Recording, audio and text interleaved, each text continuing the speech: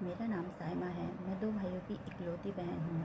نہ صرف اکلوتی بلکہ ان دونوں سے بڑی بھی ہوں، اس لیے ان دونوں پر میرا بہت زیادہ رباب ہے۔ جب امی کا انتقال ہوا تھا تو میں نے ان دونوں کو سنبھالا تھا، اس لیے وہ میری بہت زیادہ عزت کرتے تھے اور میں جو بات بھی کہتی ہوں ان کے لیے پتھر کی لکیر ہوتی تھی۔ امی کے بعد ابو بھی ہر کام مجھ سے مشورہ کر کے کرتے تھے۔ یہی وجہ تھی کہ میرے اندر غرور سا آ گیا تھا۔ مجھے لگتا تھا کہ میں ہی سب کچھ ہوں، میرے بھائیوں، میرے باپ کا میرے بغیر گزارا نہیں ہے۔ ان تینوں نے مجھے اتنا زیادہ مقام دے دیا تھا، میں ہواؤں میں اڑنے لگی تھی۔ جیسے جیسے وقت گزرتا گیا تو پورے گھر پر میرا کنٹرول ہوتا گیا تھا۔ میرے بھائی کبیر اور معین کون سے اسکول میں پڑھیں گے، کون سے کپڑے پہنیں گے، کہاں جائیں گے، یہ سب میں ہی ڈیسائیڈ کرتی تھی اور میری ہر بات ماننا ان دونوں پر فرض ہوتا تھا۔ ابا بھی اپنے مہینے بھر کی کمائی میرے ہاتھ پر رکھ دیتے تھے، میں اس کا جس طرح بھی استعمال کرتی میری مرضی ہوتی تھی۔ صاف شبدوں میں کہوں تو میں ہی گھر کی سب کرتا دھرتا تھی۔ میرے ابا کہا کرتے تھے کہ میری بیٹی تو بڑی سمجھدار اور رشتوں کو سنبھالنے والی ہے۔ جیسے جیسے وقت گزرتا گیا میرے اندر غرور آتا گیا۔ میں نہ صرف اپنے گھر والوں پر بلکہ باہر کے لوگوں پر بھی رباب جمانے لگی تھی۔ پورے خاندان کے لوگ بھی مجھ سے بات کرنے سے پہلے 100 بار سوچتے تھے۔ میری شخصیت ہی کچھ ایسی بن گئی تھی۔ میرے بھائیوں اور میری عمر میں کوئی زیادہ فرق نہیں تھا، اس لیے جب ماں مر جائے تو بڑی بہن ماں کی جگہ ہوتی ہے، اس لیے وہ مجھے اپنا سب کچھ ہی مانتے تھے۔ جب میں 24 سال کی ہوئی تو ابا نے میری شادی کرنے کا فیصلہ کر لیا، لیکن میں نے صاف انکار کر دیا اور کہہ دیا کہ جب تک اپنے دونوں بھائیوں کی شادی نہیں کروا دیتی میں شادی نہیں کروں گی۔ ابا نے میرے لیے 1-2 رشتے بھی دیکھے تھے، کیونکہ وہ باپ تھے اور پریشان ہوتے تھے کہ اگر میری عمر گزر گئی تو مجھے کوئی رشتہ نہیں ملے گا۔ لیکن مجھے اس چیز کی کوئی پرواہ نہیں تھی۔ میں پہلے اپنے بھائیوں کی شادی کروانا چاہتی تھی اور وہ بھی اپنی مرضی سے۔ میں نہیں چاہتی تھی کہ میرے بھائی اپنی مرضی سے کوئی لڑکی اس گھر میں لے آئیں۔ اس لیے جب وہ دونوں یونیورسٹی جانے لگے تو میں نے کہہ دیا کہ یونیورسٹی میں صرف پڑھنے کے لیے جانا، تم لوگوں کے لیے رشتہ میں خود دیکھوں گی، اس لیے کسی لڑکی کو پسند کرنے کی غلطی مت کرنا۔ مجھے اپنے بھائیوں پر بہت زیادہ بھروسہ تھا کہ وہ میری بات کو ہرگز نہیں ٹالیں گے، اور ہوا بھی ایسا ہی۔ میرے بھائیوں نے یونیورسٹی کمپلیٹ کر لی اور میرے کہنے کے مطابق انہوں نے کسی لڑکی کو پسند نہیں کیا، جس سے میرا سر غرور سے اونچا ہو گیا تھا۔ میں ہر ایک کو کہتی پھرتی تھی کہ میرے بھائی صرف میرا کہا مانتے ہیں، یہاں تک کہ وہ شادی بھی میری مرضی کے مطابق کریں گے۔ کبیر اور معین دونوں کی ڈگریاں مکمل ہوئیں تو کبیر کو نوکری مل گئی تھی، جبکہ معین کو ابھی تک نوکری نہیں ملی تھی، اس لیے میں نے کبیر کا رشتہ ڈھونڈنا شروع کر دیا۔ کبیر معین سے عمر میں بڑا تھا اور اس نے ساری باتیں مجھ پر چھوڑ دی تھی کہ میں جس لڑکی کو پسند کروں گی وہ شادی کر لے گا۔ میں نے ایک رشتہ کرانے والی کو اس مقصد کو پورا کرانے کے لیے اپنے ساتھ ملا لیا۔ رشتہ کرانے والی خالہ مجھے ایک لڑکی دکھانے لے گئی تھی۔ لڑکی کمال کی خوبصورت تھی اور ساتھ ہی اسے پہننے اور بولنے کا طریقہ بھی تھا۔ مجھے تو لڑکی بہت زیادہ پسند آئی تھی تو میں نے ہاں کر دی۔ میرے کہنے پر کبیر بھی جا کر لڑکی کو دیکھ آیا تھا اور میری مرضی کے آگے سر جھکا دیا تھا۔ میں بہت زیادہ خوش ہوئی اور فوراً شادی کی تاریخ دے دی۔ شادی میں نے بہت دھوم دھام سے کروائی تھی۔ اس کی شادی کے بعد میں چاہتی تھی کہ جس طرح دونوں بھائی میری ہاں میں ہاں کرتے ہیں اسی طرح ان کی بیویاں بھی میری تابعداری کریں اور میری ہر بات کو مانیں۔ مجھے ہر جگہ اپنا حکم چلانے کی عادت ہو گئی تھی۔ جس لڑکی سے میں نے کبیر کی شادی کروائی تھی وہ شکل سے بہت معصوم لگتی تھی۔ میں اسے دبا کے رکھنا چاہتی تھی، لیکن شادی کے کچھ روز بعد ہی میں نے محسوس کرنا شروع کر دیا تھا کہ کبیر مجھ پر اپنی بیوی کو اہمیت دینے لگا تھا۔ ان دونوں کو دیکھ کر ایسا لگتا تھا جیسے وہ اس کی پسند کی بیوی ہو۔ میں تو اس لیے اپنی پسند کی لڑکی لائی تھی کہ کبیر اس کے آگے پیچھے نہ پھرے لیکن یہاں تو سب کچھ میری سوچوں کے الٹ ہو رہا تھا، اور آہستہ آہستہ تو ایسا ہوا کہ وہ دونوں باہر جاتے ہوئے میری مرضی تک لینا گوارا نہیں کرتے تھے اور نہ ہی مجھ سے پوچھتے۔ یہ سب دیکھ کر میں گھٹ کر رہ جاتی تھی۔ وہ بھائی جنہیں میں نے ماں بن کر پالا تھا اور جن کے لیے میرے منہ سے نکلی ہوئی بات آخری فیصلہ ہوتا تھا، اب وہ مجھے کوئی اہمیت نہیں دے رہے تھے۔ یہ میرے لیے بہت تکلیف پہنچانے والی بات تھی۔ اور پھر مجھے ایک ایسی بات پتہ چلی جس نے میرے پیروں تلے زمین نکال دی اور میرے سر پر آسمان گر گیا۔ میں کبھی سوچ بھی نہیں سکتی تھی کہ میرا بھائی میرے ساتھ اتنا بڑا دھوکہ کر سکتے ہیں۔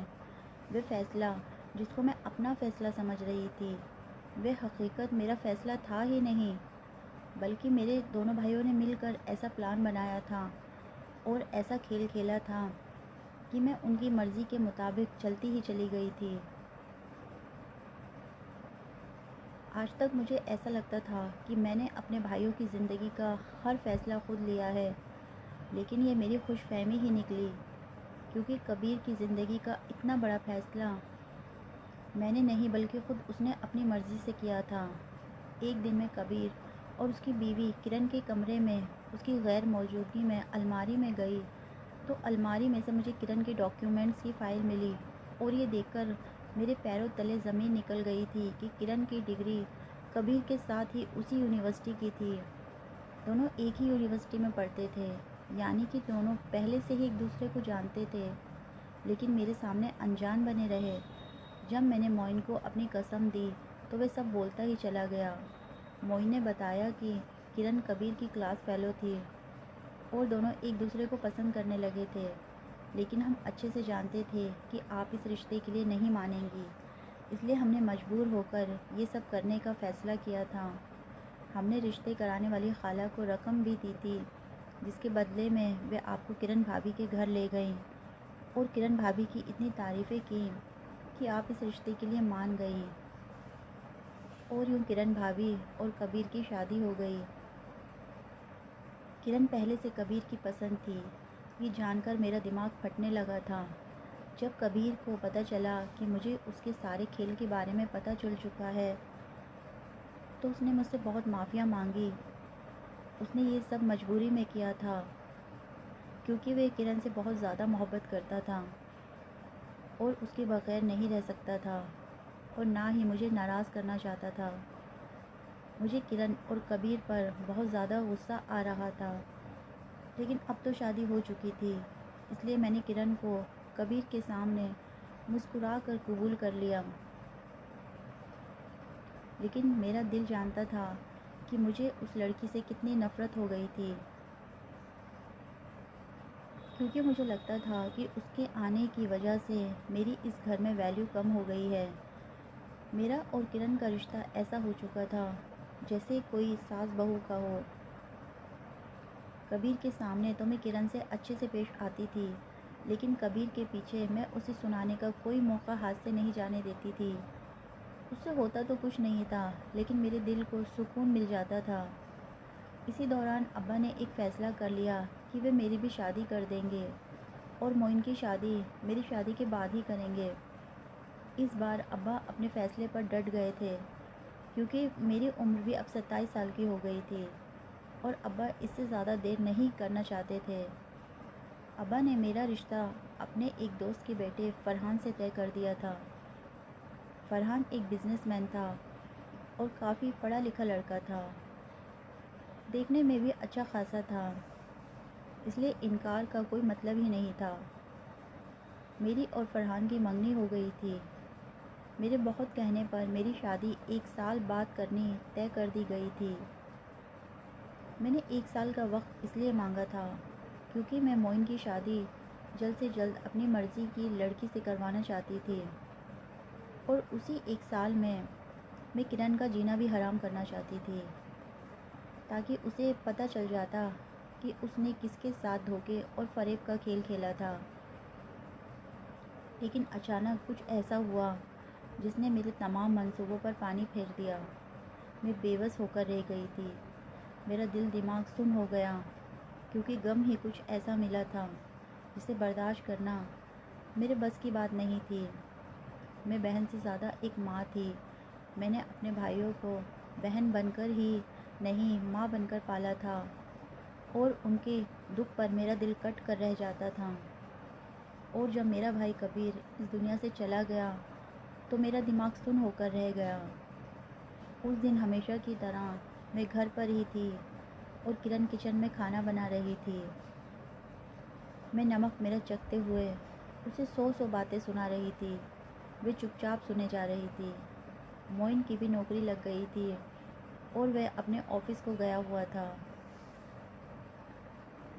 ابا کی ریٹائرمنٹ کے بعد ابا نے خود کو بزی رکھنے کے لیے ایک بریانی کی دکان ڈال دی تھی۔ ابا سارا دن اب وہیں بیٹھے رہتے تھے۔ میں بے چینی سے کبیر اور معین کے آنے کا انتظار کر رہی تھی۔ جب تک وہ لوگ گھر نہیں آ جاتے تھے میرے دل کو سکون نہیں ملتا تھا۔ لیکن ابھی تھوڑی دیر گزری تھی کہ میرے فون پر معین کی کال آئی۔ اس نے مجھے جو بات بتائی اسے سن کر ایسا لگا جیسے میرے سر پر پورا کا پورا آسمان ہی گر گیا ہو۔ معین نے بتایا کہ کبیر جب آفس سے گھر واپس آ رہا تھا تو اس کی موٹر سائیکل ایک بڑی گاڑی سے ٹکرا گئی، جس کے نتیجے میں کبیر نے وہیں دم توڑ دیا۔ وہ کبیر کی لاش لے کر گھر آ رہا تھا۔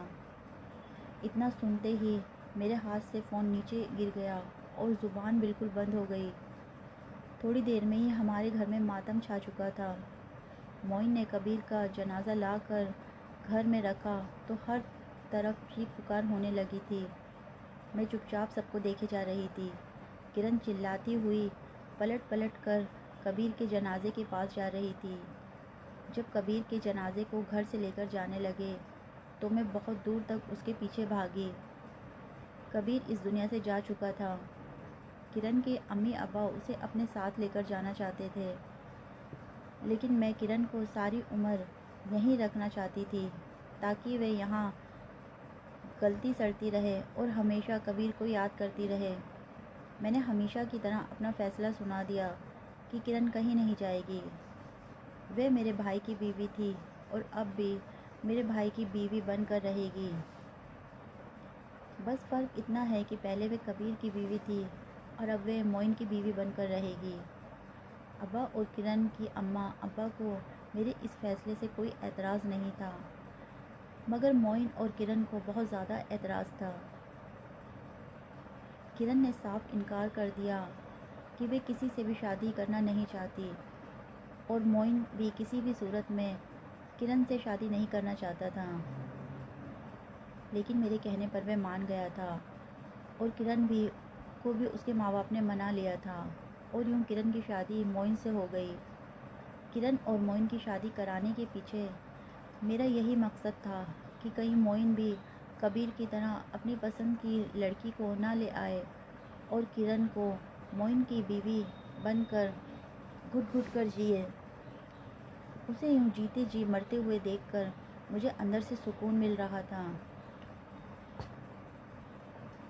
کچھ وقت کے بعد میری بھی شادی ہو گئی تو میں رخصت ہو کر اپنے گھر آ گئی۔ میرا شوہر بہت اچھا اور نہایت سلجھا ہوا انسان تھا۔ میں اکثر اس سے بدتمیزی کر جاتی، لیکن وہ میری بدتمیزی کو بھی آرام سے جھیلتا رہا اور مجھے میرے تمام حقوق دیے۔ میں جس طرح اپنے باپ کے گھر میں راج کرتی تھی اسی طرح اس گھر میں بھی کر رہی تھی۔ فرحان کی ماں تو کافی عرصے پہلے ہی مر چکی تھی۔ صرف ایک باپ ہی تھے جو کافی سمجھدار اور آزاد خیال کے تھے۔ انہوں نے شادی کے بعد مجھے اور فرحان کو الگ گھر لے کر دیا اور وہاں سیٹل کر دیا، اور خود الگ گھر میں اکیلے ہی رہتے تھے۔ میں نے خدا کا شکر ادا کیا کہ مجھے چھوٹی سی اچھی فیملی مل گئی تھی۔ شادی کے بعد میں کافی حد تک اپنے ابو کے گھر نہیں جا سکتی تھی، کیونکہ شروع میں تو میں دعوتوں میں مصروف تھی، اور پھر میں اور فرحان گھومنے کے لیے دوسرے ملک چلے گئے تھے۔ جب واپس آئی تو میں نے وقت نکال کر ابو کے گھر جانے کا فیصلہ کیا، کیونکہ میں کرن کو روتا ہوا دیکھنا چاہتی تھی۔ اسے روتا ہوا دیکھ کر مجھے خوشی محسوس ہوتی تھی۔ لیکن جب میں ابو کے گھر پہنچی تو یہ دیکھ کر میری آنکھیں پھٹی کی پھٹی رہ گئیں کہ جس کرن کو میں روتا دھوتا چھوڑ کر گئی تھی وہ تو اب بالکل پریشان نہیں لگ رہی تھی۔ ایک دن ہی ابو کے گھر رکنے کے بعد مجھے اندازہ ہو گیا تھا کہ وہ اور معین ایک دوسرے کے رشتے کو قبول کر چکے ہیں اور ایک دوسرے کے ساتھ اب کافی خوش نظر آ رہے ہیں۔ یہ دیکھ کر مجھے بہت غصہ آیا۔ میں یہ بالکل بھی امید نہیں کر رہی تھی کہ معین ایک بیوہ کے ساتھ اپنی زندگی میں آگے بڑھ جائے گا۔ میں نے اسی دن فیصلہ کر لیا تھا کہ میں کرن کو معین کے ساتھ خوش نہیں رہنے دوں گی۔ کسی بھی عورت کو اس کے مرد کی زندگی سے نکالنا کوئی مشکل کام نہیں ہوتا۔ آدمی کے دل میں ایک شک کا بیج بو دو، اس کے بعد سب کچھ آسان ہو جاتا ہے۔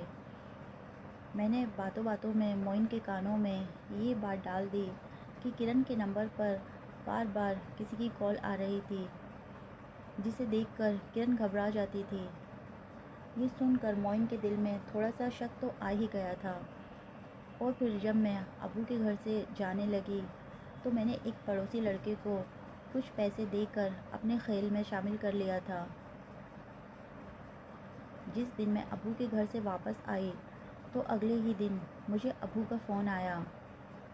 وہ بہت زیادہ پریشان تھے، اور جب ابو نے بتایا تو میری خوشی کا کوئی ٹھکانہ نہ رہا تھا۔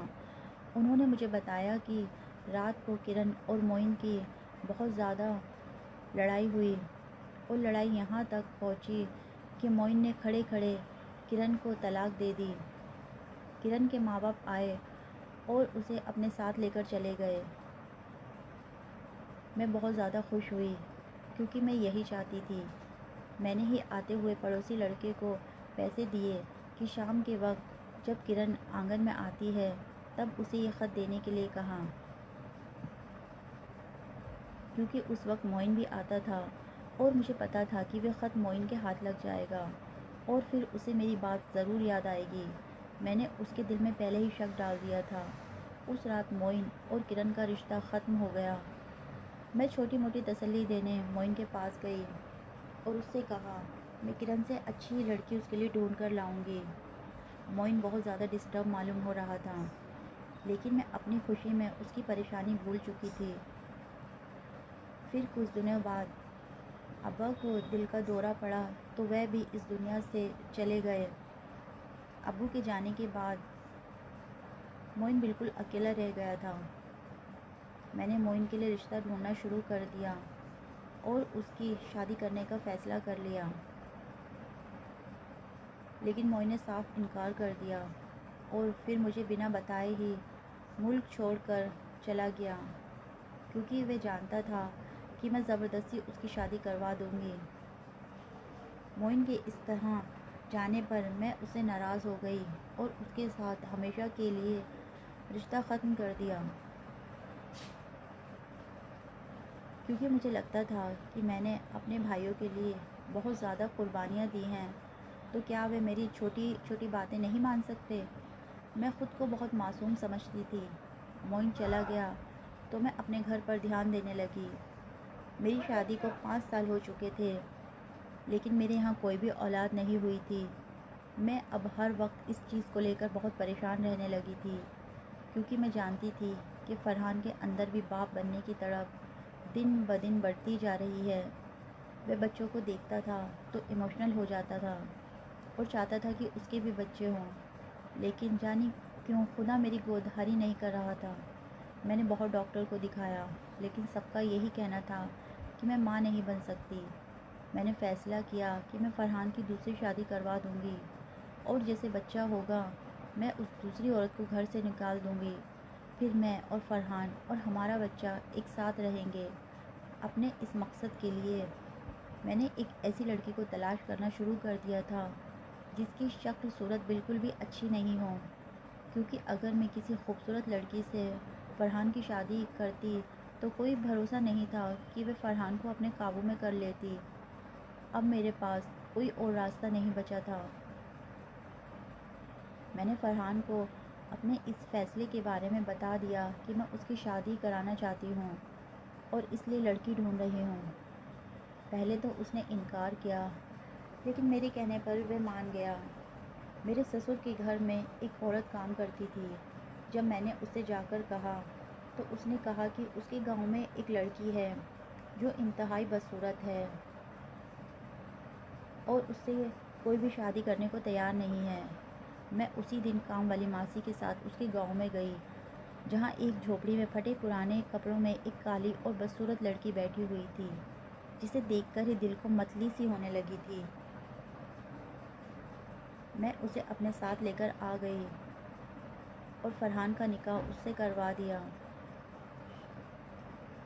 वह भी हैरान था कि मैं ये कैसा अजूबा उसके लिए लेकर आई हूँ, लेकिन शादी के 2 रोज़ बाद ही मुझे ऐसा लगा जैसे मेरे मंसूबों पर पानी फिर गया हो, क्योंकि वह काली कलूटी बदसूरत लड़की, जिसे देखकर मतली आती थी, शादी के बाद उसके रंग ढंग ही बदल गए थे। वह अच्छे कपड़े पहनने लगी थी और इतरा इतरा कर पूरे घर में फिरती थी। मैंने देखा कि फरहान भी उसके साथ ही चिपका रहता था। मैं कभी ये सोच भी नहीं सकती थी कि फरहान को मैं किसी और को सौंप दूंगी।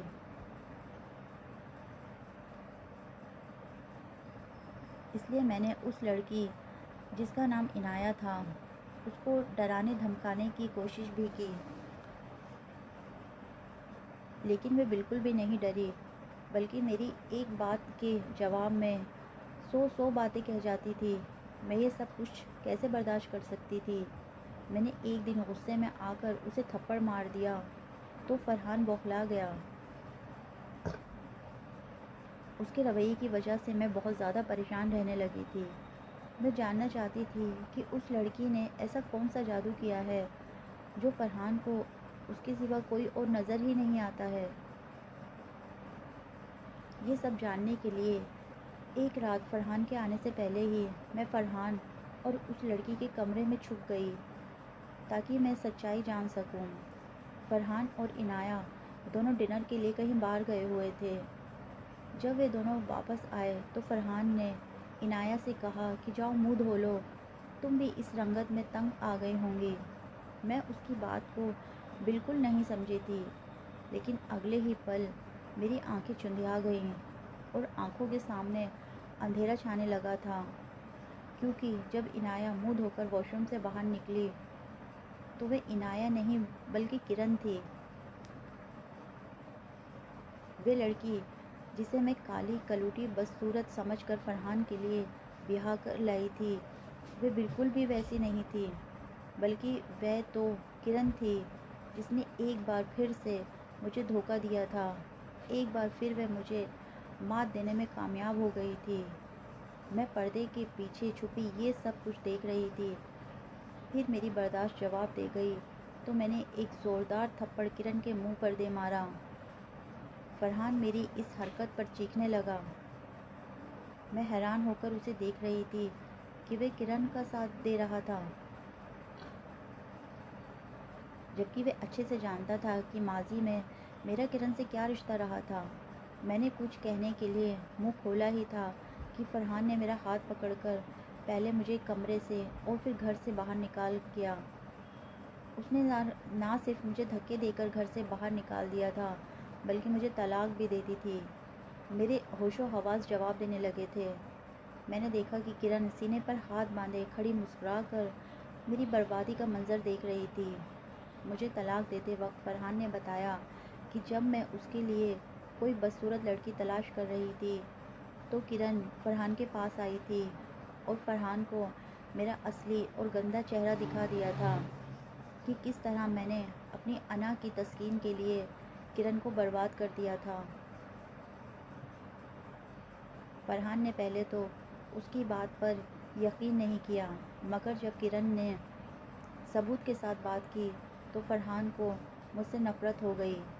वह मुझे उसी वक्त छोड़ देना चाहता था, लेकिन फिर किरण के कहने पर वह किरण के मंसूबे का हिस्सा बन गया। किरण मुझे बर्बाद होते और तड़पते हुए देखना चाहती थी, इसलिए उसने फरहान के साथ शादी करने का फ़ैसला किया। फरहान की काम वाली भी फरहान के कहने पर ही मुझे अपने गांव में लेकर गई थी। किरण अपने मंसूबे में कामयाब हो चुकी थी।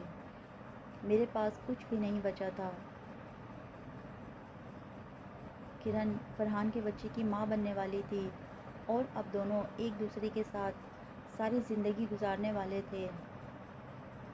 एक मैं ही थी जिसने अपनी हर धर्मी में सब कुछ खो दिया था। میرا ضمیر ایک دم جاگ گیا تھا اور مجھے دھکارنے لگا تھا۔ اوپر سے میرے گناہوں کا بوجھ میرے ساتھ تھا جنہیں اٹھانے کی مجھ میں اب ہمت نہیں تھی۔ میرا دماغ اپنا ہوش کھونے لگا تھا اور میں پچھتاوے میں ڈوبی اپنے سر پر ہاتھ رکھ کر در در کی ٹھوکریں کھانے لگی۔ یہ میرا انجام تھا اور یہی مجھ جیسے خود غرضوں کا انجام ہو سکتا تھا۔ میں ناگن بن کر اپنوں کو کھا گئی تھی۔ سچ میں ایک ناگن تھی جو اپنے بچوں جیسے بھائیوں کی خوشیاں کھا گئی تھی اور اپنا گھر بھی نہیں بچا سکی تھی۔ مجھ جیسی کے لیے اب زمانے کی خاک تھی۔ مجھے اب ساری عمر پاگلوں کی طرح کاٹنی تھی۔ صحیح کہا ہے کسی نے، جو دوسروں کے لیے گڈھا کھودتا ہے وہ اس گڈھے میں خود ہی گر جاتا ہے۔ دوسروں کی خوشیاں چھینتے چھینتے خود میری خوشیاں مجھ سے چھن گئی تھیں۔ امید کرتی ہوں آج کی سٹوری آپ کو پسند آئی ہوگی۔ میرے چینل کو سبسکرائب کریں، شیئر کریں اور لائک کریں، اور مجھے کمنٹ میں ضرور بتائیں کہ یہ سٹوری آپ کو کیسی لگی۔ شکریہ۔